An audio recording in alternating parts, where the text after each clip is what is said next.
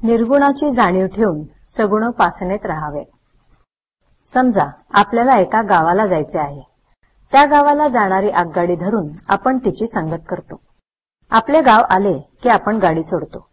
हे जसे खरे त्याचप्रमाणे निर्गुण हे आपले साध्य असले तरी आज आपल्याला सगुणच खरे मानून त्याची संगती केली पाहिजे।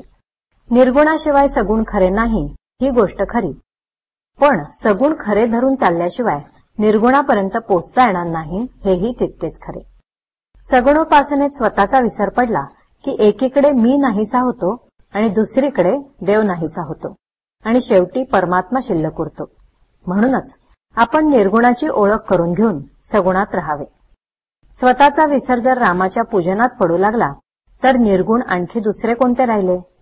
परंतु ताप आलेल्या माणसाला ज्याप्रमाणे सर्व कडूच लागते त्याप्रमाणे आमची वृत्ती विषयाकार झालेली, तिला सगुण निर्गुण दोन्ही कुठे गोड लागतात।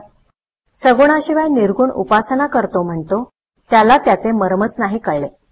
वस्तुतः तो सगुण उपासनाच करीत असतो, पण त्याचे त्यालाच नाही कळत।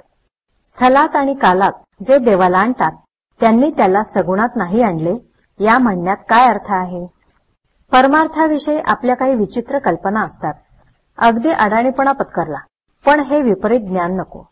सूर्य हा आपल्या आधी होता, आज आहे आणि पुढेही राहणार आहे। तो नेहमीचाच असल्यामुळे त्याचे अस्तित्व आपल्या ध्यानात येत नाही, त्याच्याकडे आपण दुर्लक्ष करतो। भगवंताच्या बाबतीत आपले तसेच घडते।